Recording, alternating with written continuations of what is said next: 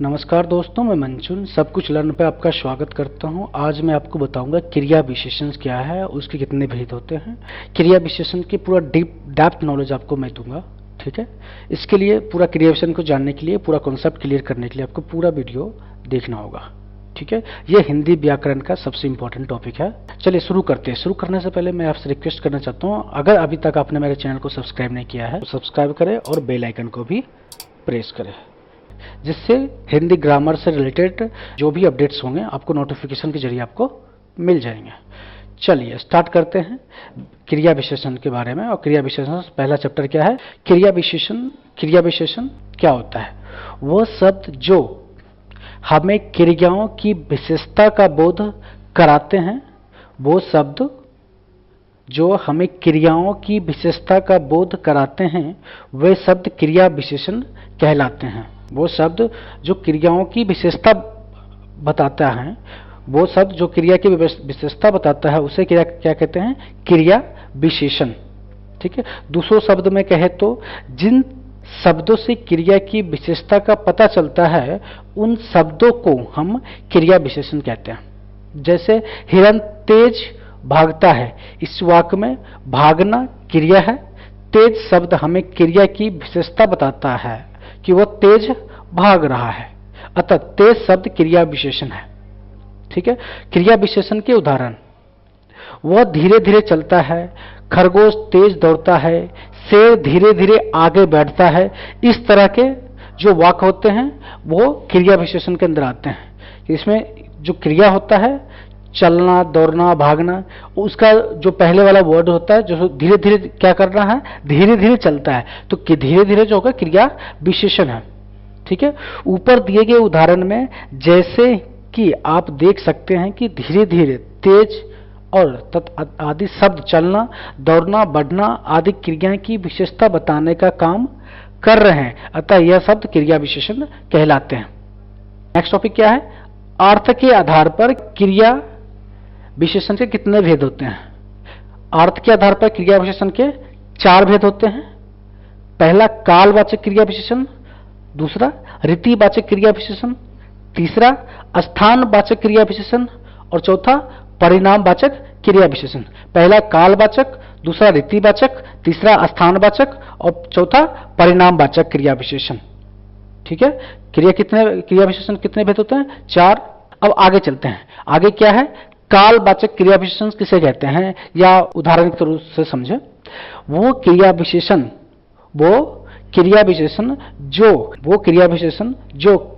के होने के समय के बारे में बताते हैं, उसे कालवाचक क्रिया विशेषण कहते हैं। अब काल मतलब समय होता है, ठीक है, सिंपल सी बात है, काल मतलब समय होता है।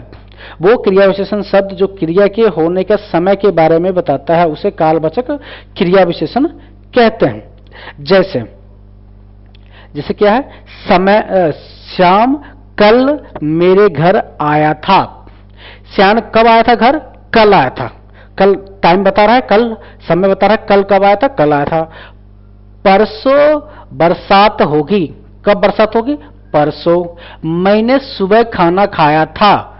कब खाना खाया था? सुबह में खाना खाया था। मैं शाम को खेलता हूं। कब खेलता हूं? शाम को। मैं सुबह जल्दी उठता हूं। कब उठता हूं जल्दी? सुबह में, ठीक है। मैं दोपहर में स्कूल से लौटता हूं। स्कूल से कब लौटते हैं?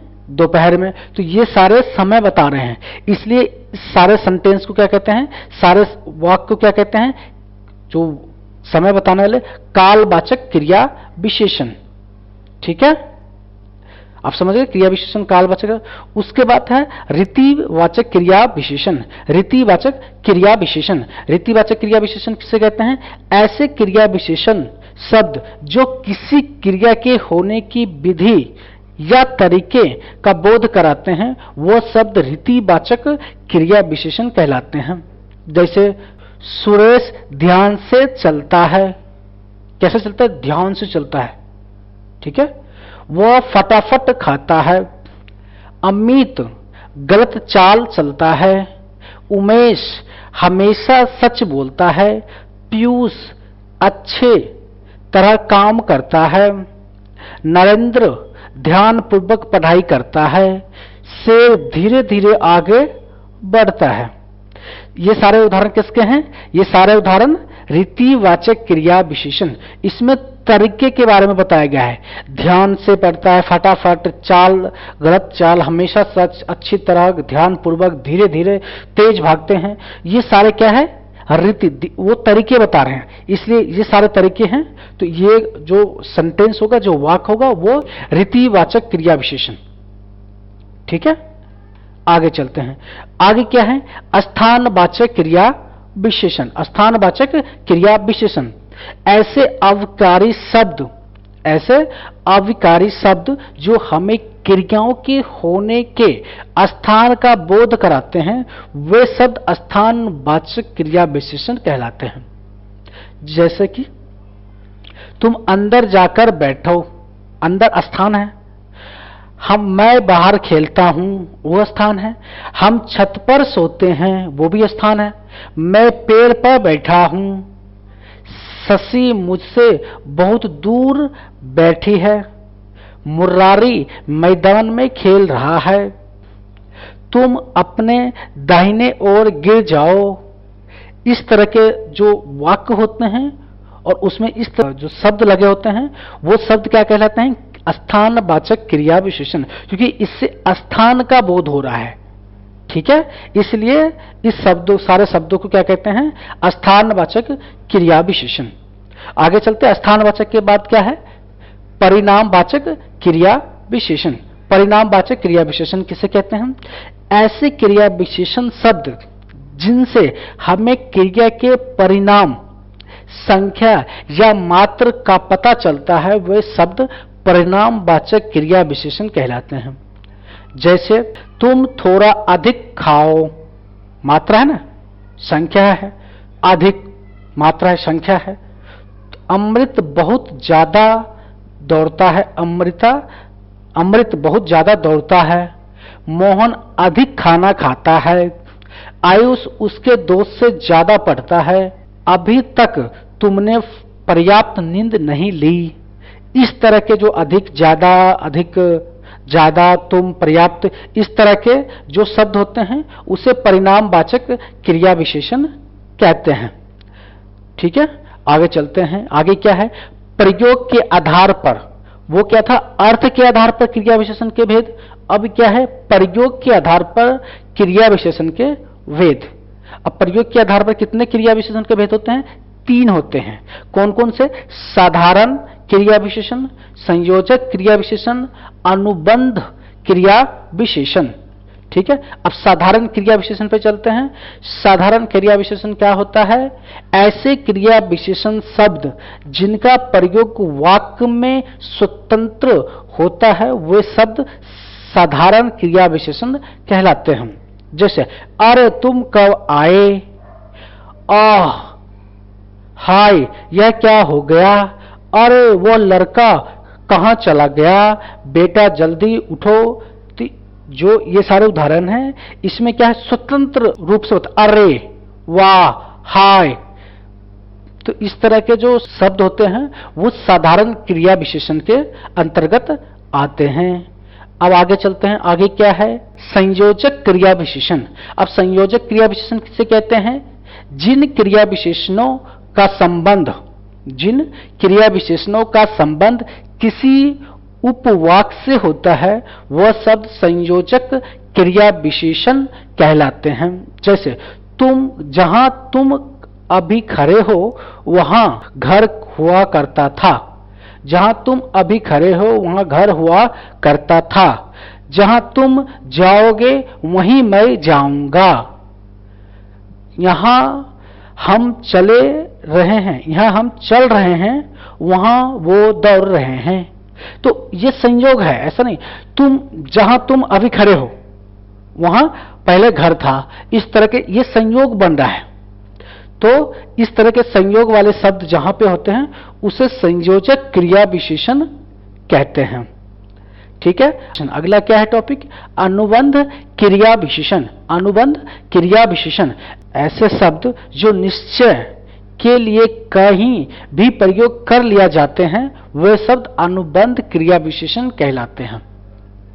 ऐसे शब्द जो निश्चय के लिए कहीं भी प्रयोग किया जा सके या प्रयोग कर लिए जाते हैं वे शब्द अनुबंध क्रिया विशेषण कहलाते हैं। जैसे यह काम तो गलत ही हुआ है, आपके आने भर की देरी है।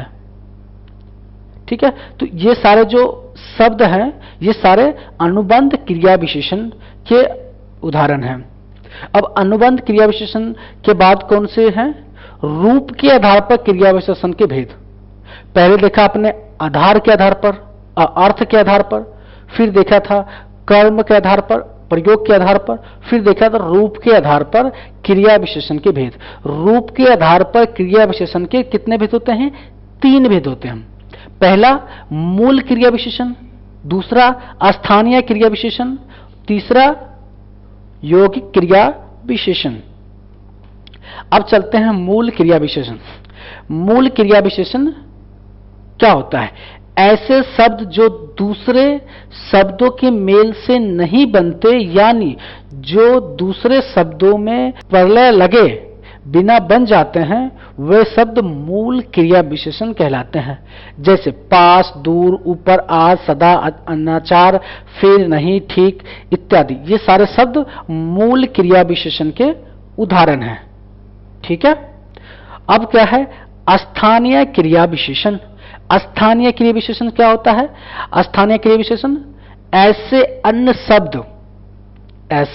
अन्य शब्द भेद जो बिना अपने रूप में बदलाव किए किसी विशेष स्थान पर आते हैं वे स्थानीय क्रिया विशेषण कहलाते हैं। जैसे कि वह अपना सिर पढ़ेगा, तुम दौड़कर चलते हो। ठीक है, ये स्थानीय क्रिया विशेषण के उदाहरण हैं। ठीक है, आगे स्थानीय क्रिया विशेषण के बाद क्या है? यौगिक क्रिया विशेषण। अब यौगिक क्रिया विशेषण क्या होता है? ऐसे क्रिया विशेषण जो किसी दूसरे शब्दों में प्रत्यय या पद आदि लगाने से बनते हैं, ऐसे क्रिया विशेषण यौगिक क्रिया विशेषण के श्रेणी में आते हैं। जैसे संज्ञा से यौगिक क्रिया विशेषण। अब संज्ञा से यौगिक क्रिया विशेषण कैसे हैं? सवेरे, श्याम, आजन्म, कर्मश, प्रेम पूर्वक, रात भर, मन से आदि। ये सारे ऐसे शब्द क्या कहते हैं? संज्ञा से यौगिक क्रिया विशेषण। संज्ञा से हम यौगिक क्रिया विशेषण के अंदर हम बदल दिए। दूसरा सर्वनाम से कैसे बदलते हैं क्रिया विशेषण? जैसे यहां, वहां, अब, कब, इतना, उतना, जहां, जितने, जिससे इत्यादि जो शब्द होते हैं वो यौगिक क्रिया विशेषण है, मगर वो सर्वनाम से बने हुए हैं। विशेषण से क्रिया विशेषण कैसे बनाते हैं? देखिए मेरा एग्जांपल है, चुपके, पहले, दूसरे, बहुआ, धीरे इत्यादि शब्द हैं, विशेषण से क्रिया विशेषण बन गए। क्रिया से क्रिया विशेषण कैसे बनाते हैं? खाते, पीते, सोते, उठते, बैठते, ये सारे क्रिया भी है और क्रिया विशेषण भी है। ठीक है, आई थिंक आपको पूरी क्रिया विशेषण के समझ में आ गया है। ठीक है, इसके बाद ये लास्ट चैप्टर था क्रिया विशेषण के बाद। इसके बाद क्रिया विशेषण के कोई चैप्टर नहीं है। ठीक है, आगे है क्या? जो आने वाला जो नेक्स्ट चैप्टर है उसके बारे में बता रखा हूँ। लिंग के बारे में है। लिंग जो आगे आने वाला चैप्टर है लिंग है। उसके बाद कौन सा? वचन है। फिर उसके बाद कारक है। ये तीनों चैप्टर आने वाले हैं। पहले शुरू करते हैं। लिंग क्या है? संज्ञा के जिस रूप से व्यक्ति या वस्तु की नर या मादा जाति का बोध हो उसे हिंदी व्याकरण में लिंग कहते हैं। दूसरे शब्द में कहें तो संज्ञा शब्द के जिस रूप से उसके पुरुष या स्त्री जाति होने का पता चलता है उसे लिंग कहते हैं। या सरल शब्दों में कहें, शब्द की जाति को लिंग कहते हैं। बस पुरुष जाति जैसे बैल, बकरा, मोर, मोहन, लड़का आदि। स्त्री जाति जैसे गाय, बकरी, मोरनी, मोहनी, लड़की आदि। इस तरह को शब्द जो होते हैं उसको 2 पार्ट में डिवाइड किया जाता है। 2 पार्ट में, एक पुरुष जाति में और एक स्त्रीलिंग जाति में। जिससे जाति का बोध होता है उसे लिंग कहते हैं। ठीक है, समझ में? अब चलते हैं लिंग की। लिंग के कितने भेद होते हैं? हिंदी व्याकरण में लिंग के दो भेद होते हैं। पहला पुल्लिंग, दूसरा स्त्रीलिंग। जिन संज्ञा शब्दों से पुरुष जाति का बोध होता है उसे पुल्लिंग कहते हैं। जैसे सजीव में आ जाते हैं तो कुत्ता, बालक, खटमल, पिता, राजा, घोड़ा, बंदर, हंस, बकरा, लड़का इत्यादि, ये सजीव जाति में पुल्लिंग के पार्ट हैं। निर्जीव पदार्थ में देखें मकान, फल, नाटक, लोहा, चश्मा इत्यादि, ये भी पुल्लिंग के हैं। भाववाचक में देख लेते हैं, भाव में दुख, लगवा, लगाव, तो इस तरह के जो शब्द आते हैं वो पुल्लिंग के हैं। दूसरा क्या है? स्त्रीलिंग। स्त्रीलिंग क्या होता है? जिस संज्ञा शब्द से स्त्री जाति का बोध होता है उसे स्त्रीलिंग कहते हैं।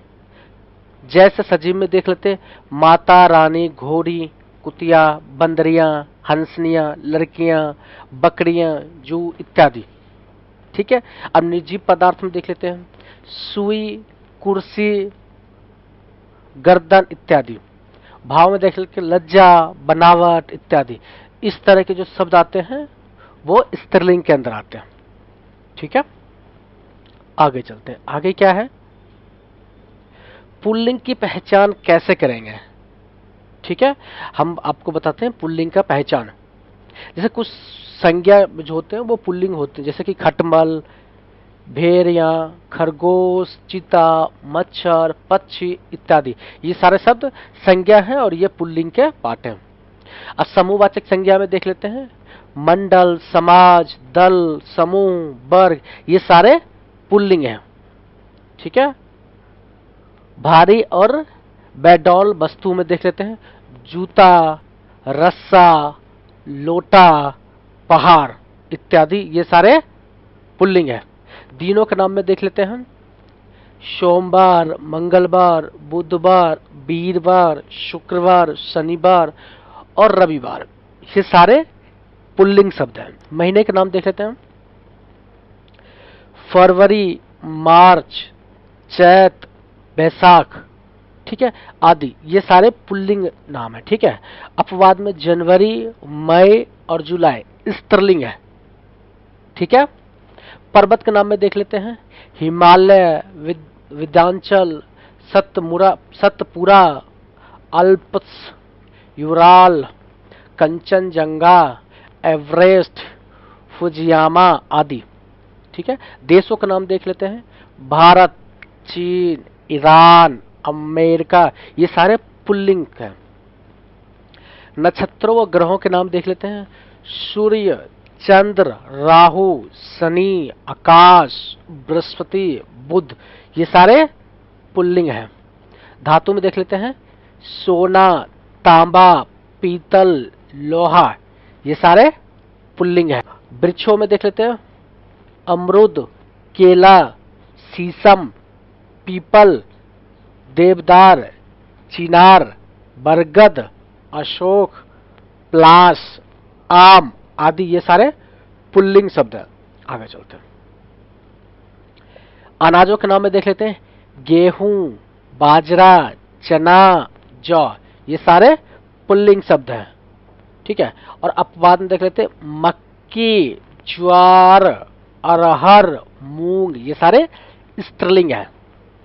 रत्नों के नाम में देख लेते हैं नीलम, पुखराज, मूंगा, माणिक, पांत्रा, मोती, हीरा, ये सारे रत्नों के नाम है और ये सारे पुल्लिंग शब्द हैं।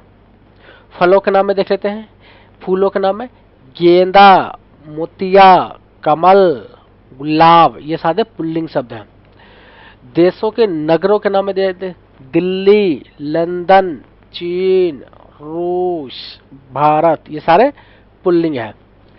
द्रव पदार्थ के नाम में देख लेते हैं शरबत, दही, दूध, पानी, तेल, कोयला, पेट्रोल, घी आदि, ये सारे पुल्लिंग शब्द हैं। और स्त्रीलिंग कौन सा है? चाय, कॉफी, लस्सी, चटनी, ये सारे स्त्रीलिंग शब्द हैं। समय के नाम पर देख लेते हैं घंटा, पल, क्षण, मिनट, सेकेंड, ये सारे पुल्लिंग शब्द हैं। द्वीप के नाम में देख लेते हैं अंडमान निकोबार, जावा, क्यूबा, न्यू फाउंडलैंड आदि ये सारे द्वीप के नाम है और ये सारे पुल्लिंग शब्द हैं। सागर के नाम में देख लेते हैं, हिंद महासागर, प्रशांत महासागर, अरब सागर, ये सारे पुल्लिंग शब्द हैं। ठीक है, पुल्लिंग महासागर है। वर्णमाला में देख लेते हैं, क, ख, ग, घ, त, थ, द, त, थ, अ, आ, उ आदि जो शब्द है ये सारे पुल्लिंग है। और स्त्रीलिंग कौन है? ई, बड़ी ई, री, ये सारे स्त्रीलिंग है। ठीक है, शरीर के अंग के बारे में देख लेते हैं, कौन सा शब्द पुल्लिंग है, कौन सा शब्द स्त्रीलिंग है। देख लेते हैं, हाथ, पैर, गला, अंगूठा, कान, सिर, मस्तक, मुंह, घुटना, हृदय, दांत, ये सारे पुल्लिंग है। जीभ, आंख, नाक, उंगलियां, ये सारे स्त्रीलिंग है। ठीक है, आगे चलते हैं। अक्रांत संज्ञा क्या? जो शब्द आते हैं जैसे गुस्सा, चश्मा, पैसा, छाता, ये सारे पुल्लिंग है। दान, खाना, बाला आदि ये अंत में होने वाला है। जो अधिकतर शब्द पुल्लिंग होते हैं जैसे खंदान, पिकदान, दवाखाना, जेल खाना, दूध वाला, घी वाला, ये सारे पुल्लिंग शब्द हैं। ठीक है, अ, आ, आव, पा, पन, क, त, आबा तथा औरा से अंत होने वाली संज्ञा पुल्लिंग होते हैं। जैसे अ से जैसे खेल, रेल, बाग, हार, यंत्र। आ से जैसे लोटा, मोटा, छोटा, घोटा, घोरा, हीरा इत्यादि। आप से जैसे पुलबाव, द्वाराव, बहाव, फैलाव, झुकाव। पा से बुढ़ापा, मोटापा, पुजापा, इस तरह से जो शब्द होते हैं वो पुल्लिंग के में आता है। पन से देख लेते हैं, लड़कपन, अपनापन, बचपन, सीधापन, टेढ़ापन। तो ये सारे शब्द जो है वो पन से होता है, जिसके लास्ट में पन होता है और ये पुल्लिंग होता है। क में देख लेते हैं, लेखक, गायक, बालक, नायक इत्यादि, ये सारे शब्द पुल्लिंग होते हैं। तो से देख लेते हैं, ममत्व, पुरुषत्व, स्त्रीत्व, मनस्वत्व, ये सारे शब्द पुल्लिंग के अंदर आता है। आवा में देख लेते हैं, हुलावा, छलावा, दिखावा, चढ़ावा इत्यादि, ये शब्द है पुल्लिंग है। ठीक है, औरा से देख लेते हैं, पकौड़ा, हथौड़ा, तो ये सारे शब्द जो होते हैं पुल्लिंग होता है। मच्छर, गेंडा, कौवा, भालू, तोता, गिदर, जिराफ, खरगोश, जेवरा आदि सदैव पुल्लिंग होते हैं। ठीक है, कुछ प्राणीवाचक शब्द जो सदैव पुरुष जाति का बोध कराते हैं जैसे बालक, गिद्दर, कौवा, कवि, साधु इत्यादि, ये सारे पुल्लिंग होते हैं। ठीक है, आपने देख लिया पुल्लिंग कैसे पहचान सकते हैं। 25 रूल मैंने बताया है, वो 2500 आपको याद हो जाएगा तो आप पुल्लिंग आसानी से आप समझ सकते हैं। आप चलते हैं स्त्रीलिंग के बारे में। ठीक है, स्त्रीलिंग कैसे पहचानते हैं, ठीक है, उसका मैं भी बताता हूँ। स्त्रीलिंग शब्दों के अंतर्गत नक्षत्र, नदी, बोली, भाषा, तिथि, भोजन आदि के नाम आते हैं। जैसे कुछ संज्ञा हमेशा स्त्रीलिंग रहती है, जैसे मक्खी, कोयल, मछली, तितली, मैना, ये सारे स्त्रीलिंग ही है होते हैं। समूहवाचक संज्ञा में देख लेते हैं, वीर, कमेटी, सेना, सभा, कक्षा। प्राणीवाचक संज्ञा में देख लेते हैं, घाय, संतान, सौतन इत्यादि।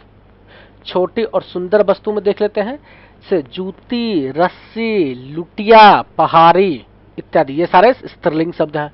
नक्षत्र में देख लेते हैं, अश्विनी, रेवती, मृगशिरा, चित्रा, वर्गिनी, रोहिणी इत्यादि, ये सारे स्त्रीलिंग नक्षत्र हैं।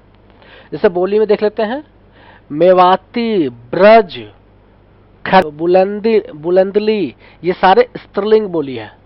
नदियां का नाम देते हैं, रवि, कावेरी, कृष्णा, यमुना, सतजल, रावी, ब्यास, गोदावरी, झेलम, गंगा इत्यादि, ये जो नदी है सारे स्त्रीलिंग नदी है।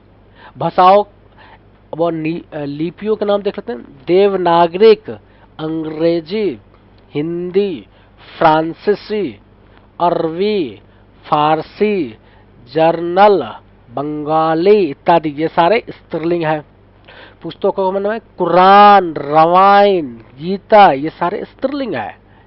इस तिथियों का नाम देख लें, पूर्णिमा, अमावस्या, एकादशी, चतुर्थी, प्रथमा इत्यादि ये सारे स्त्रीलिंग है। आहार का नाम देख लेते हैं, सब्जी, दाल, कचौरी, पूरी, रोटी, ये सारे स्त्रीलिंग है। अपवाद में हलवा, अचार, रायता, ये पुल्लिंग है। इक्रांत वाले शब्द देख लेते हैं, नानी, बेटी, मामी, भाभी, ये सारे स्त्रीलिंग है।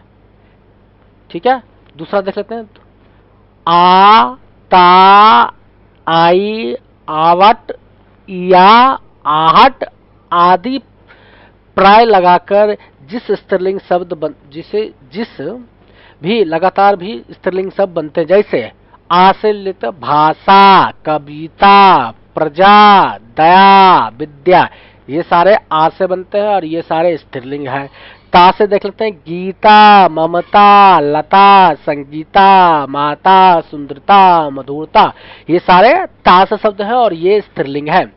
आई से देख लेते हैं, सगाई, मिठाई, घुनाई, पिटाई, धुलाई इत्यादि, ये सब आई से बनता है और ये सारे स्त्रीलिंग शब्द है। आवट से देख लेते हैं, सजावट, बनावट, खिलावट, सटावट, ये सारे आवट से बनता है और इसलिए सारे स्त्रीलिंग शब्द है। या से देख लेते हैं, कुटिया, बुढ़िया, चीरियां, बिंदियां, घिटिबिया इत्यादि, ये सारे या से बनता है और इसलिए ये स्त्रीलिंग शब्द है।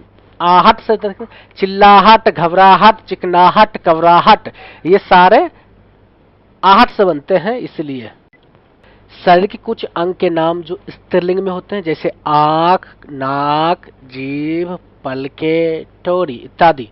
कुछ आभूषण और परिधान भी स्त्रीलिंग होते हैं, जैसे साड़ी, सलवार, चुंदरी, धोती, टोपी, पैंट, कमीज, पगड़ी, माला, चूड़ी, बिंदी, कंघी, नथ, अंगूठी, हौसली आदि। कुछ मसाले जो होते हैं वो भी स्त्रीलिंग में आते हैं, जैसे दालचीनी, लौंग, हल्दी, मिर्ची, धनिया, इलायची, अजवाइन, सौंफ, चिरौंग, चीनी, कलौजी, चाय, कॉफी इत्यादि, ये सारे स्त्रीलिंग है। ठीक है, ये स्त्रीलिंग यही खत्म होता है। ठीक है, आगे कुछ नोट्स में बना रखा हूं, मैं नोट्स बताता हूं।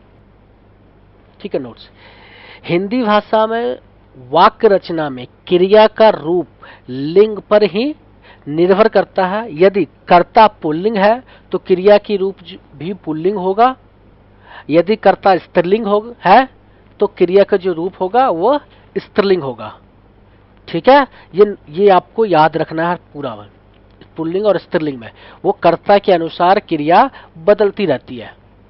ठीक है, अब नीचे कुछ ऐसे शब्द हैं जो स्त्रीलिंग और पुल्लिंग दोनों के रूप में प्रयोग किए जाते हैं, जैसे राष्ट्रपति, उपराष्ट्रपति, प्रधानमंत्री, मुख्यमंत्री, चित्रकार, पत्रकार, प्रबंधक, सभापति, वकील, doctor, secretary, governor, lecturer, professor, ये सारे शब्द जो होते हैं वो पुल्लिंग में भी वही यूज होते हैं और स्त्रीलिंग में भी सेम जगह होते हैं।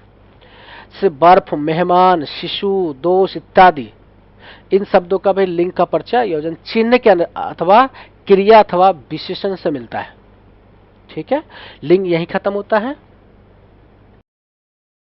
सर्वनाम क्या है? हिंदी ग्रामर के सबसे इंपॉर्टेंट चैप्टर सर्वनाम के बारे में बताऊंगा। ठीक है, सर्वनाम के पूरी कॉन्सेप्ट क्लियर कर दूंगा। सर्वनाम क्या है, उसके कितने भेद होते हैं, भेद के कितने भेद होते हैं, एग्जाम्पल उसके उदाहरण के साथ मैं आपको बताऊंगा। ठीक है, कितने भेद होते हैं, सर्वनाम क्या होता है, सबसे पहला क्वेश्चन ये होता है। ठीक है, अब सर्वनाम क्या होता है मैं उसको बताता हूँ। जिन शब्दों का प्रयोग संज्ञा के स्थान पर किया जाता है उन्हें सर्वनाम कहते हैं। यह डिफिनेशन है। जिन शब्दों का प्रयोग संज्ञा के स्थान पर किया जाता है उन्हें सर्वनाम कहते हैं। सर्वनाम संज्ञा की पुनरावृत्ति रोककर वाक्य को सौंदर्ययुक्त बनाता है। इसका क्या मतलब हुआ? संज्ञा वो चीज है, जैसे कि ब्यूटी पार्लर में कोई भी लेडीज जाता है, उसको जो ऊपर से पॉलिश करके उसको स्नो पाउडर लगा के जो नया रूप रंग दिया जाता है, उसी को सर्वनाम कहते हैं। ठीक है, सिंपल सी बात है। तो संज्ञा का प्रयोग होता है, उसको बदलकर संज्ञा के ऊपर कुछ चढ़ा के, बढ़ा के, स्नो पाउडर लगा के जो शब्द का प्रयोग किया जाता है उसको सर्वनाम कहते हैं, मगर वो संज्ञा के स्थान पर ही प्रयोग होता है।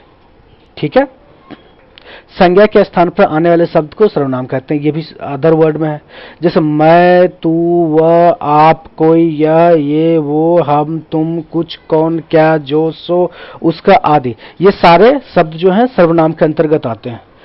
अन्य सर्वनाम शब्द भी इन्हीं शब्द से बने होते हैं जो लिंग, वचन, कारक की दृष्टि से अपना रूप बदलते हैं। ठीक है, आइए एक उदाहरण के थ्रू मैं आपको बताता हूँ सर्वनाम किसे कहते हैं, उसके उदाहरण में देख लेता हूँ। ठीक है, राधा नृत्य करती है, राधा का गाना भी अच्छा होता है, राधा गरीबों की मदद करती है। एक तो ये पूरा सेंटेंस है जिसमें राधा संज्ञा है। ठीक है, बाकी एक वाक्य है, राधा नृत्य करती है, राधा का गाना भी अच्छा होता है, राधा गरीबों की मदद करती है। एक तो लोग ये बोलते हैं, दूसरा एक ये बोलता है राधा नृत्य करती है, उसका गाना भी अच्छा होता है, वह गरीबों की मदद भी करती है। तो इस दो सेंटेंस सेम, मतलब तो सेम ही निकल रहा है। ठीक है, मगर राधा के जगह पे वह यूज किया गया, राधा की जगह पे उसका यूज किया गया, तो इससे क्या हुआ, बदल गया। शब्द को हम बदल के सर्वनाम को यूज किया, राधा के स्थान पर उसके, और जो सर्वनाम वर्ड यूज हुआ है वो राधा को रिप्रेजेंट कर रहा है।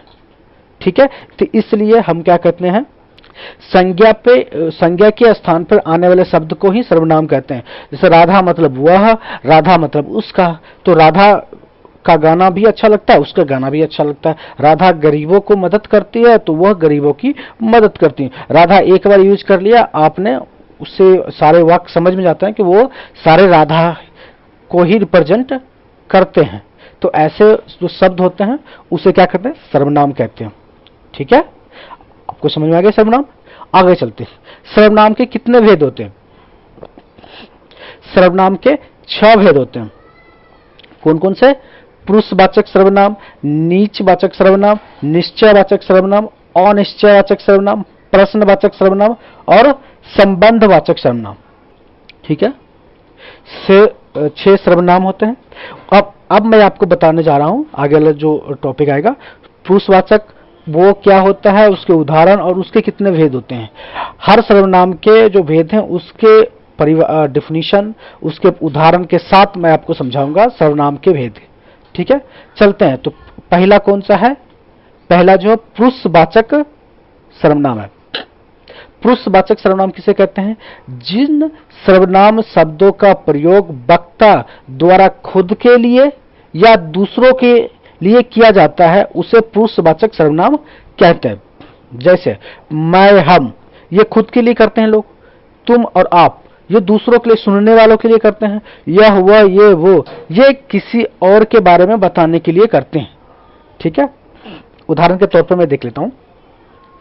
मैं फिल्म देखना चाहता हूं, इसमें मैं जो है वो मैं हो गया पुरुषवाचक, मैं खुद के लिए यूज किया गया। मैं फिल्म देखना चाहता हूं, मैं घर जाना चाहती हूं। आप कहते हैं तो ठीक ही होगा, तुम जब तक आए तब तक वह चला गया।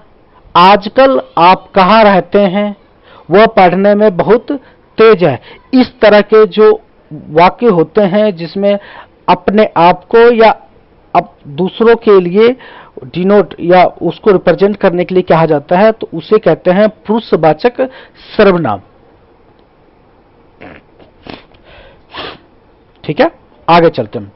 पुरुषवाचक सर्वनाम के बाद क्या है? पुरुषवाचक सर्वनाम के कितने भेद होते हैं? ठीक है, पुरुषवाचक सर्वनाम के कितने भेद होते हैं? पुरुषवाचक सर्वनाम के 3 भेद होते हैं। कौन कौन से? उत्तम पुरुष, मध्यम पुरुष और अन्य पुरुष। उत्तम पुरुष किसे कहते हैं? जिन शब्दों का प्रयोग बोलने वाला खुद के लिए करता है उसके अंतर्गत आने वाले शब्द को कहते हैं उत्तम पुरुष। जैसे मैं, मेरा, मेरे, मेरी, मुझको, मुझको, मुझे, हम, हमें, हमको, हमारा, हमारे, हमारी इत्यादि जो शब्द होता है वो उत्तम पुरुष के अंतर्गत आते हैं, या ये शब्द सारे उत्तम पुरुष के अंतर्गत उपयोग किए जाते हैं। ठीक है, जैसे मैं फुटबॉल खेलना चाहता हूं, हम दो, हमारे दो। तो इस तरह के उत्तम पुरुष के अंतर्गत आते हैं। अब आता है मध्यम पुरुष। मध्यम पुरुष किसे कहते हैं? जिन शब्दों का प्रयोग सुनने वाले के लिए किया जाता है, इसके अंतर्गत उसे मध्यम पुरुष कहते हैं। इसके अंतर्गत कौन कौन से शब्द आते हैं? तुम, तुझे, तुझको, तेरा, तेरी, तेरे, तुम, तुम्हें, तुमको, तुम्हारा, तुम्हारे, तुम्हारी, आप आदि जो शब्द है वो मध्यम पुरुष के अंतर्गत आते हैं। ठीक है, जैसे कि तुम बहुत अच्छे हो। ठीक है, तो इस तरह के जो वाक्य बनते हैं वो किसी और को सुनने वालों के लिए प्रयोग, सुनने वालों के लिए किया जाता है, उसको कहते हैं मध्यम पुरुष सर्वनाम। ठीक है, अब कौन सा है? अब है अन्य पुरुष। जिन शब्दों का प्रयोग किसी तीसरे व्यक्ति के बारे में बात करने के लिए होता है, उसे कहते हैं अन्य पुरुष पुरुषवाचक सर्वनाम। इसके अंतर्गत कौन कौन से शब्द आते हैं? यह, वह, ये, वो आदि आते हैं। इनमें व्यक्तिवाचक संज्ञा के उदाहरण भी शामिल हैं। ठीक है, आगे चलते हैं। अपने पुरुषवाचक सर्वनाम के सारे भेद जानेंगे, आगे चलते हैं। आगे कौन से हैं?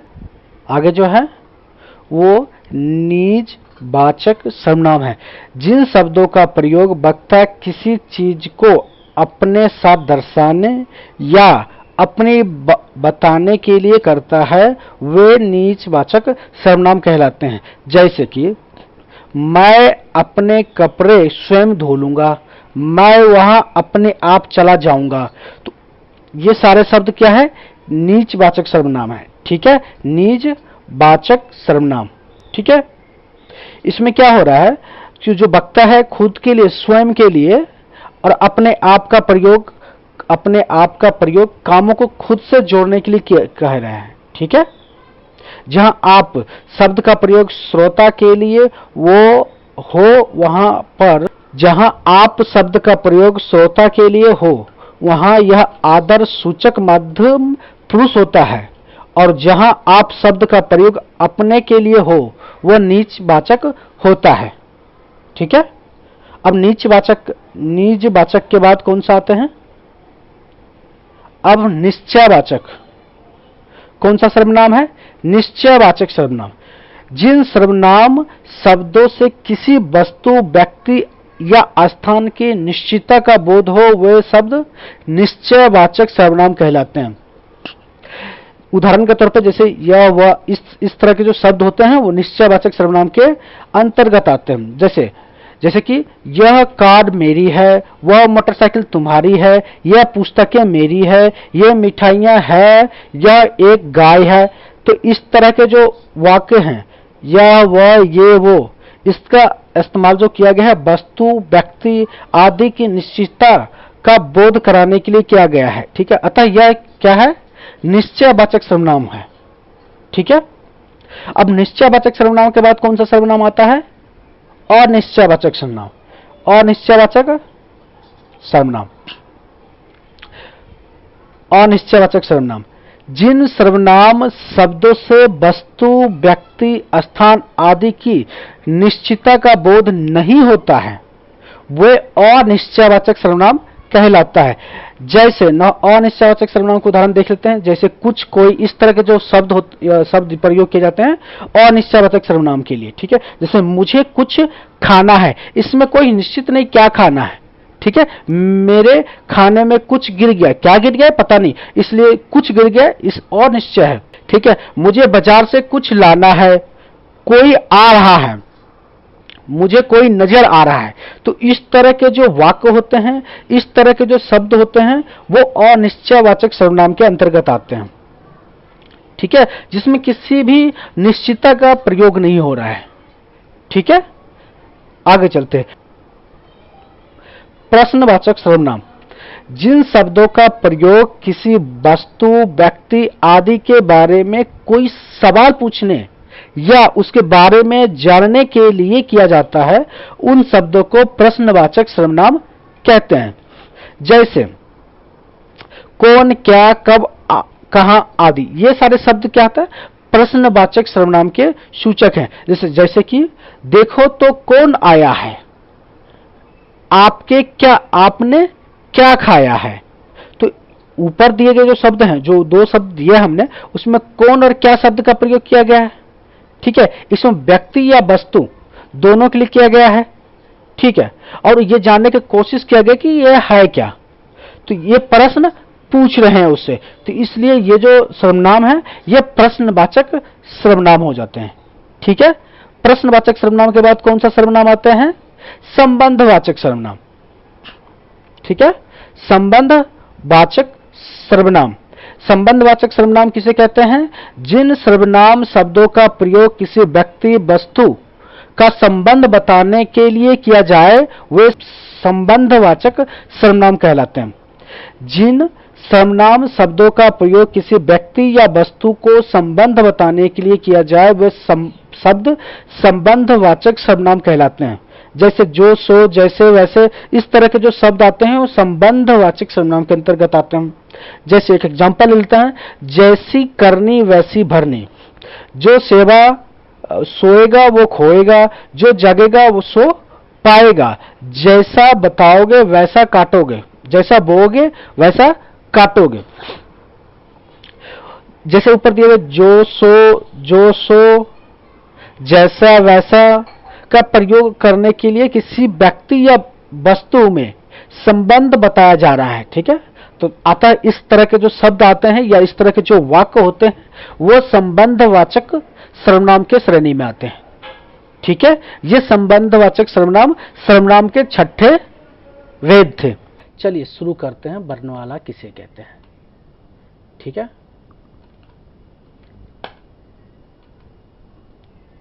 वर्णमाला भाषा की सार्थक इकाई वाक्य होता है।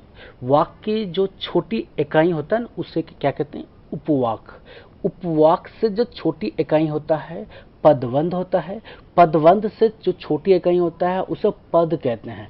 पद से भी एक छोटी इकाई होता है उसे अक्षर कहते हैं। और अक्षर के जिस सबसे छोटी इकाई होता है उसे ध्वनि कहते हैं। और ध्वनि को ही हम वर्ण कहते हैं। ठीक है, वर्ण समझ में आ गया क्या। सबसे छोटी इकाई को हम क्या कहते हैं, वर्ण कहते हैं। सबसे छोटी इकाई को वर्ण कहा जाता है हिंदी में। ठीक है, अब वर्णमाला बताते हूँ। हिंदी भाषा की सबसे छोटी इकाई को ध्वनि कहते हैं और इसी ध्वनि को ही वर्ण कहा जाता है। मैंने ऊपर भी बताया आपको। ठीक है, वर्णमालाओं को व्यवस्थित करने के समूह को ही वर्णमाला कहते हैं। सॉरी, हिंदी भाषा की सबसे छोटी इकाई ध्वनि होती है। इस ध्वनि को ही वर्ण कहा जाता है। वर्णों को व्यवस्थित करने के समूह को वर्णमाला कहते हैं।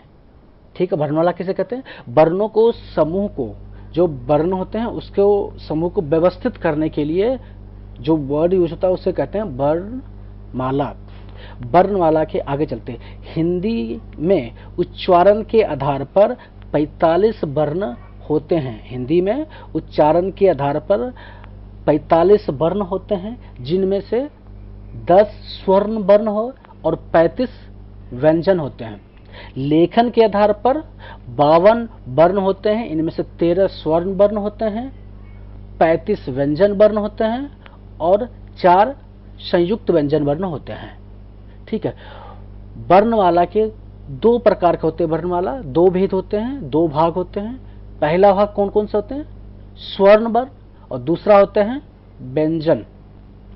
ठीक है, वर्णमाला के 2 भाग होते हैं, स्वर्ण वर्णमाला और व्यंजन वर्णमाला। आगे चलते हैं, देखते हैं स्वर्ण वर्णमाला किसे कहते हैं। अब स्वर्ण वर्णमाला पर चलते हैं। जिन वर्णों को स्वतंत्र रूप से बोला जा सके उसे स्वर कहते हैं।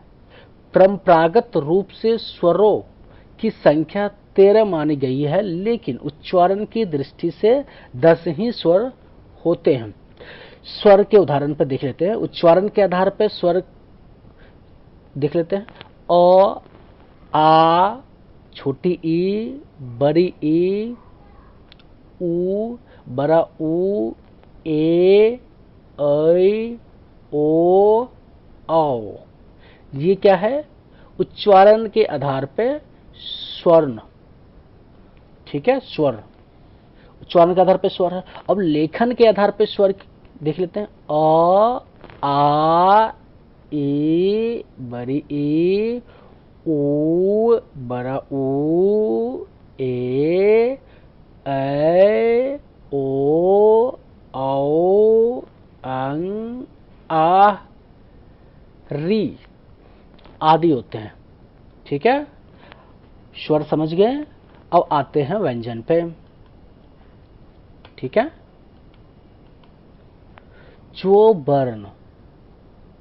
जो वर्ण स्वरों की सहायता से बोले जाते हैं उन्हें व्यंजन कहते हैं। जो वर्ण स्वरों की सहायता से बोले जाते हैं उन्हें व्यंजन कहते हैं। हर व्यंजन के उच्चारण में अ स्वर लगा होता है। अ के बिना व्यंजन का उच्चारण नहीं हो सकता है। वर्णमाला में कुल 35 व्यंजन होते हैं, ठीक है। जो वर्ण स्वरों के सहायता से बोले जाते हैं उसे व्यंजन कहते हैं, और हर व्यंजन के उच्चारण में अ स्वर लगा होता है। अ के बिना व्यंजन का उच्चारण नहीं हो सकता है। और कितने हैं वर्णमाला में व्यंजन? 35 हैं, ठीक है। कौन कौन से हैं मैं बताता हूं आपको। क वर्ग में होता है क, ख, ग, घ, र। च वर्ग में होता है च, छ, ज, झ, य। ट वर्ग में कौन कौन से होता है? ट, ठ, ड, ढ, न। त वर्ग में कौन कौन से होते हैं? त, थ, द, ध, न। प वर्ग में प, फ, ब, भ, म। य अंश वर्ग में होता है, अंश वर्ग में होता है य, र, ल, व। उसमें होता है तालम स, मूर्धन स, दंस और ह। संयुक्त व्यंजन में होता है अक्ष, त्र, ज्ञ, स्र, ठीक है। व्यंजन पूरा डिटेल आपको मिल गया व्यंजन का। बस ये व्यंजन था। आगे चलते हैं, स्टार्ट करते हैं। संज्ञा किसे कहते हैं? संज्ञा किसे कहते हैं? संज्ञा उस विकारी शब्द को कहते हैं जिससे किसी विशेष वस्तु, भाव और जीव के नाम का बोध हो, उसे संज्ञा कहते हैं। दूसरे शब्द में कहें तो किसी प्राणी, वस्तु, स्थान, गुण, भाव के नाम को ही संज्ञा कहते हैं। जैसे प्राणी के नाम में एग्जांपल लेता हूं। प्राणी के नाम में है मोर,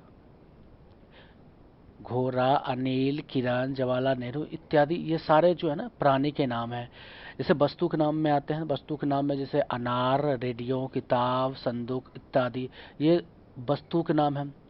स्थान के नाम में कहते हैं कुतुब मीनार, नगर, भारत, मेरठ, और भी बहुत सारा जगह के नाम है, पटना, हैदराबाद, मद्रास, इस तरह के जो जगह के नाम हैं उसको क्या कहते हैं? वो भी एक संज्ञा है। भाव के नाम को भी संज्ञा कहते हैं, जैसे वीरता, बुढ़ापा, मिठास इत्यादि। इस तरह के वस्तु के नाम, प्राणी के नाम, स्थान के नाम, भाव, गुण इत्यादि जिसका बोध हो उसको संज्ञा कहते हैं। ये डिफिनेशन में लिखा हुआ है, बाकी ये एग्जाम्पल्स हैं, ठीक है। आगे चलते हैं। आगे क्या है? आगे संज्ञा के कितने प्रकार के होते हैं संज्ञा देखते हैं। संज्ञा कितने प्रकार के होते हैं? मुख्यतः ये 3 प्रकार की ही संज्ञा होती है, परंतु जातिवाचक संज्ञा के 2 और प्रकार होते हैं, जिसकी वजह से संज्ञा के 2 और प्रकार बढ़ जाते हैं, और इसके 5 प्रकार के होते हैं। संज्ञा कितने प्रकार के होते हैं? 5 प्रकार के होते हैं। मुख्यतः ये 3 प्रकार के होते हैं, जातिवाचक के 2 प्रकार और बढ़ जाते हैं, जिसके कारण ये 5 प्रकार कहते हैं। ग्रामर में या हिंदी ग्रामर में, व्याकरण में सिर्फ 5 प्रकार के संज्ञा होते हैं। व्यक्तिवाचक संज्ञा, जातिवाचक संज्ञा, भाववाचक संज्ञा, समूहवाचक संज्ञा और द्रव्यवाचक संज्ञा, ठीक है। व्यक्तिवाचक संज्ञा, जातिवाचक संज्ञा, भाववाचक संज्ञा, समूहवाचक संज्ञा और द्रव्यवाचक संज्ञा, ठीक है। आगे चलते हैं, जितने प्रकार के संज्ञा हैं उसके बारे में मैं बात करता हूं आगे, ठीक है। सबसे पहला क्या है? व्यक्तिवाचक संज्ञा। व्यक्तिवाचक संज्ञा में क्या है? जिस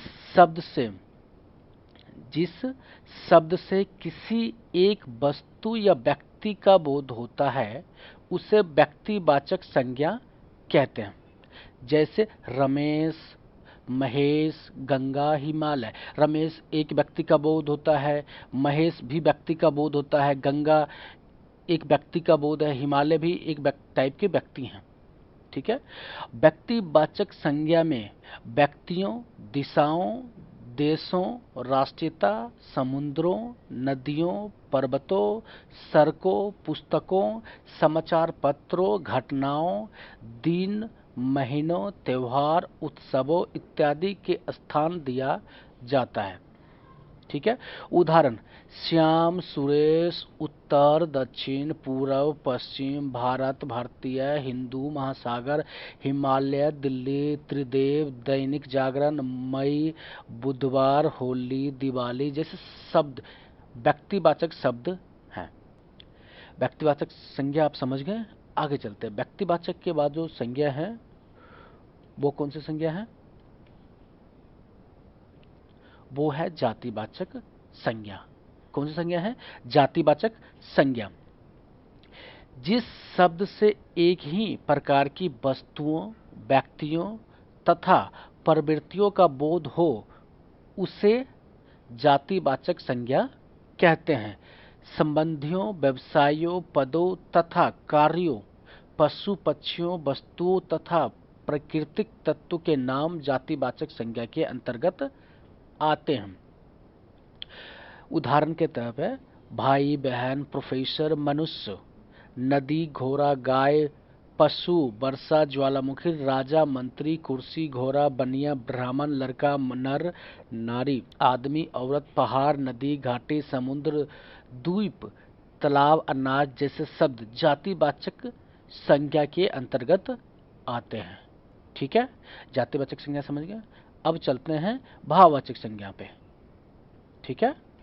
भाववाचक संज्ञा। भाववाचक संज्ञा किसे कहते हैं? जिस शब्द से किसी व्यक्ति या वस्तु के गुण या धर्म, दशा तथा कार्य व्यापार का बोध होता है उसे भाववाचक संज्ञा कहते हैं। जिस शब्द से किसी व्यक्ति या वस्तु के गुण या धर्म, दशा तथा कार्य व्यापार का बोध होता है उसे भाववाचक संज्ञा कहते हैं। प्रत्येक पदार्थ का अपना एक स्वभाव होता है। मनुष्य का स्वभाव मनुष्यत्व तथा पशु का स्वभाव हरकत क्या है? पशुत्व कहलाता है। ठीक है। भाववाचक संज्ञा के एक शब्द से एक ही शब्द का बोध होता है। भाववाचक संज्ञा में एक शब्द से एक ही शब्द का बोध होता है। इस कारण से शब्दों का प्रयोग उसके उसी रूप में होता है। बहुवचन के प्रयोग संभव नहीं होते हैं। उदाहरण के तौर भाववाचक संज्ञा के उदाहरण के तौर पे लंबाई, नम्रता, चाल, समझ, मनुष्यत्व, देवत्व, पुरुषत्व, अपमान, बंधुत्व, मर्दाना, शीतलता, मिठास, तीखापन, बुढ़ापा, मित्रता, गर्मी, सर्दी, निजत्व, मित्रता, पढ़ाई, लड़ाई, कराई, प्रहार इत्यादि भाववाचक संज्ञा के उदाहरण हैं। ठीक है। आगे चलते हैं।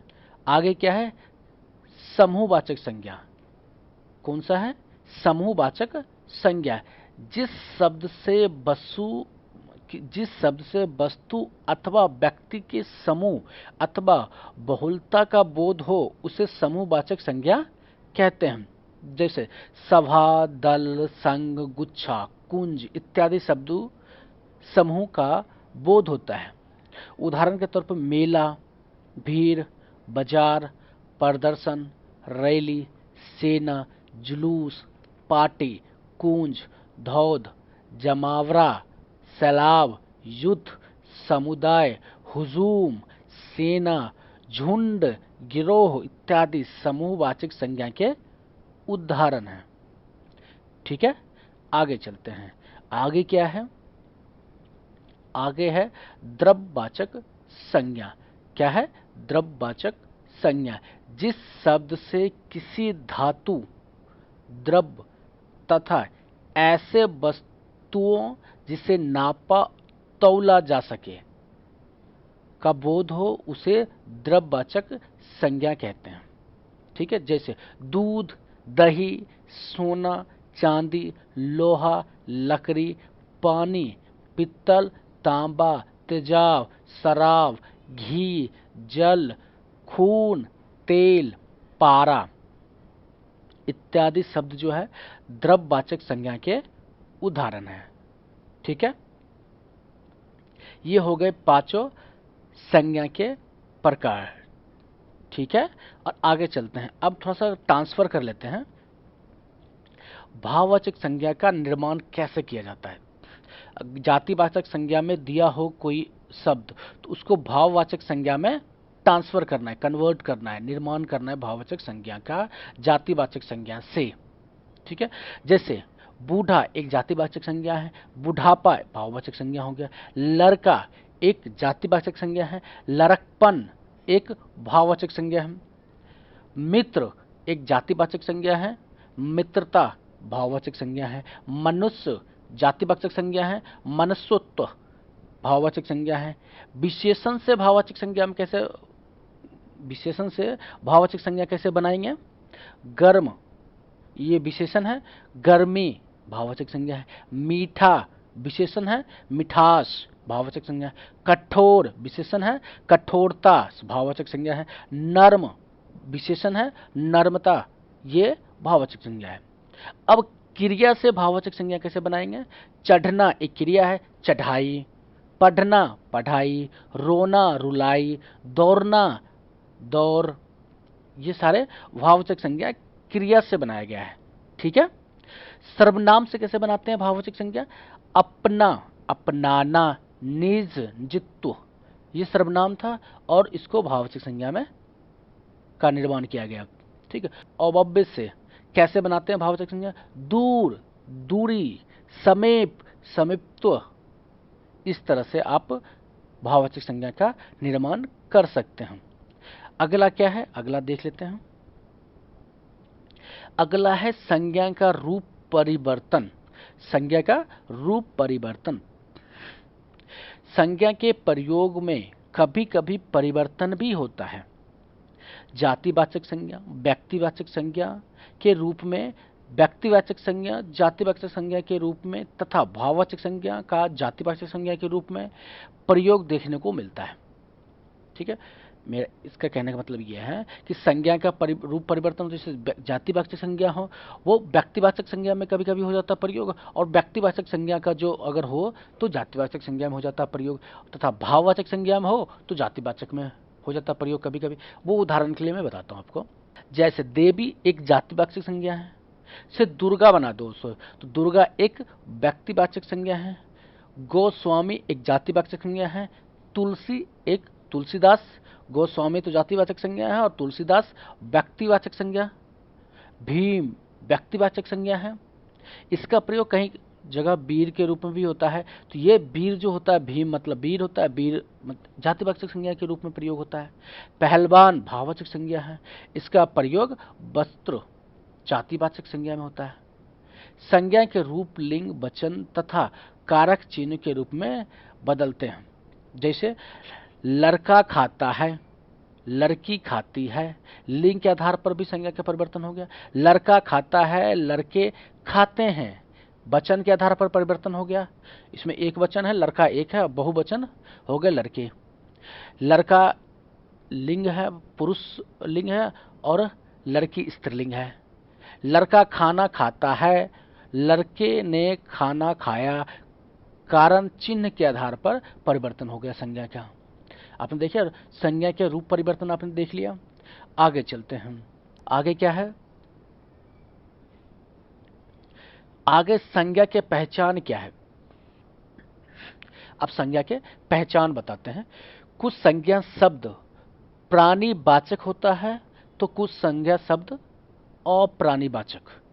कुछ शब्द गणनीय होता है तो कुछ शब्द अगणनीय है। अब प्राणीवाचक क्या होता है, वो शब्द जिससे किसी सजीव, वो शब्द जिससे किसी सजीव वस्तु का बोध हो, जिसमें प्राण हो, उसे प्राणीवाचक संज्ञा कहते हैं। जो सजीव वस्तु होता है उसे प्राणीवाचक संज्ञा कहते हैं, जो निर्जीव वस्तु होता है उसे अप्राणीवाचक संज्ञा कहते हैं। अब प्राणीवाचक संज्ञा में लड़का, गाय, रमेश, लड़का मतलब आदमी, वो सजीव है, गाय एक सजीव जानवर है, और रमेश एक आदमी का नाम है, इसका मतलब वो भी सजीव है। ये सारे सजीव हैं, इसलिए प्राणीवाचक संज्ञा में आते हैं। अप्राणीवाचक में, जिसमें असजीव को, जिस वस्तु में प्राण ना हो वो अप्राणीवाचक संज्ञा कहलाती है। जैसे मेज, रेलगाड़ी, मकान, पुस्तक, पर्वत, ये सारे जो हैं अप्राणीवाचक संज्ञा है, ये सजीव नहीं है। ठीक है, ये सारे निर्जीव आइटम को, निर्जीव वस्तु को अप्राणीवाचक संज्ञा कहते हैं, सजीव वस्तु को प्राणीवाचक संज्ञा कहते हैं। ठीक है, अब चलते हैं गणनीय और अगणनीय संज्ञा पे। गणनीय संज्ञा किसे कहते हैं? जिस व्यक्ति, वस्तु, पदार्थ आदि की गणना की जा सकती है, उसकी संख्या ज्ञात की जा सकती है, वह शब्द गणनीय। अब चलते हैं गणनीय पे। गणनीय, जिस व्यक्ति, वस्तु, पदार्थ आदि की गणना की जा सकती है, उसकी संख्या ज्ञात की जा सकती है, वह शब्द गणनीय कहलाएगा। जिसकी काउंटिंग, जिसकी गिनती हो सके, जिसको हम तौल सके, या जिसको हम काउंटिंग कर सके। जैसे लड़का काउंट किया जाता है, 10-20 लड़के हैं, 40-50 लड़के हैं, 100 लड़के हैं, 500 लड़के हैं। पुस्तक 500 पुस्तकें हैं। भवन 400 भवन हैं। गाय 350 गाय हैं। केले 2 दर्जन हैं। जैसे कि 12 केले हैं तो 1 दर्जन में 12 होते हैं, तो 2 दर्जन में 24 केले हैं। ठीक है, संज्ञा है। जिस व्यक्ति, वस्तु, पदार्थ आदि की गणना नहीं की जा सकती है, उसकी संख्या ज्ञात नहीं की जा सकती है, वह शब्द अगणनीय संज्ञा कहलाएगा। जैसे दूध, इसको गिनो भाई, कितने दूध है? किलो तो कर सकते हो, मगर गिन नहीं सकते हो ना। पानी गिनो, नहीं गिन सकते। हवा गिनो, नहीं गिन सकते। मित्रता गिनो, नहीं गिन सकते हो। तो इस तरह के जो संज्ञा होते हैं अगणनीय होते हैं। ठीक है, आगे चलते हैं। आगे इस संज्ञा के सारे डिटेल मैंने बता दिया है। इसके बाद जो है कुछ मैंने क्विज प्रश्न उत्तर बताए हैं, यहाँ पे कुछ प्रश्न डाले हैं जो हमने ऊपर जो भी आपको समझाया है, संज्ञा के प्रकार, पूरा डिटेल आपको दिया है संज्ञा के बारे में, उससे रिलेटेड कुछ यहाँ पे मैंने लगभग 6 प्रश्न डाले हैं। इसका आंसर मैंने आंसर भी दिए हैं, ऑप्शंस भी दिए A B C D। तो ये ऑप्शंस दिए हुए हैं, इसमें से जो भी राइट आंसर, जैसे क्वेश्चन 1 का ए आंसर ठीक है, क्वेश्चन बी का मतलब क्वेश्चन 2 का ए आंसर ठीक है, इस तरह के जो भी आंसर इसका ठीक है, वो इस कमेंट बॉक्स में आप अपना आंसर क्वेश्चन नंबर के साथ आंसर जरूर डालें, जिससे हमें मोटिवेशन मिलता रहता है कि आप सीख रहे हैं कि नहीं सीख रहे हैं। नहीं सीख रहे होंगे तो दूसरा वीडियो बनाएंगे, अगर सीख रहे होंगे तो फिर दूसरे चैप्टर पे वीडियो बनाएंगे। ठीक है, हमें मोटिवेशन मिलता है वीडियो बनाने के लिए, इसलिए आप कमेंट जरूर करें, इसका आंसर जरूर लिखें। ठीक है, अब जैसे इसमें जो क्वेश्चंस हैं, कभी किस संज्ञा के भेद का शब्द है, ये बताएं। मुस्कुराहट किस प्रकार के संज्ञा के उदाहरण हैं। द्रव्यवाचक संज्ञा शराब का जातिवाचक संज्ञा परिवर्तन करने से क्या शब्द बनता है। जिस संज्ञा से अनेक वस्तु अथवा प्राणियों के समूह का बोध होता है उसे क्या कहते हैं। भाव, दशा, धर्म, गुण या कार्य का बोध करने वाली संज्ञा क्या कहलाती है। बालपन किस संज्ञा का उदाहरण है। तो ये सारे जो प्रश्न है उसका उत्तर कमेंट बॉक्स में आप जरूर लिखें। ठीक है, आगे चलते हैं। आगे क्या है, जो आने वाला टॉपिक है मैं उसके बारे में बता रहा हूँ। लिंग के बारे में बताऊंगा, जो इसमें थोड़ा सा डेमो दे रखा है। जो शब्द स्त्री या पुरुष में भेद उत्पन्न करता है उसे लिंग कहते हैं। वचन शब्द आने वाला है, वचन जो टॉपिक है वो आएगा। वचन किसे कहते हैं, जिस शब्द से एक या अनेक होने का बोध होता है उसे वचन कहते हैं। ये इंपॉर्टेंट टॉपिक है सारे। कारक, वाक्य में प्रयुक्त वह शब्द या वाक्य में उपस्थित वह शब्द जिससे पूरी घटना या उद्देश्य की पूर्ति हो उसे कारक कहते हैं। तो ये तीनों जो टॉपिक है, इसके बाद जो आने वाले टॉपिक के लिस्ट हैं। ठीक है, ये वीडियो आपको अच्छा लगा हो तो इसे लाइक जरूर करें और शेयर भी करें। ठीक है, इससे हमें मोटिवेशन मिलता है। और इस पूरा वीडियो देखने के लिए आपको पूरा कोटि से पूरा धन्यवाद। Thank you.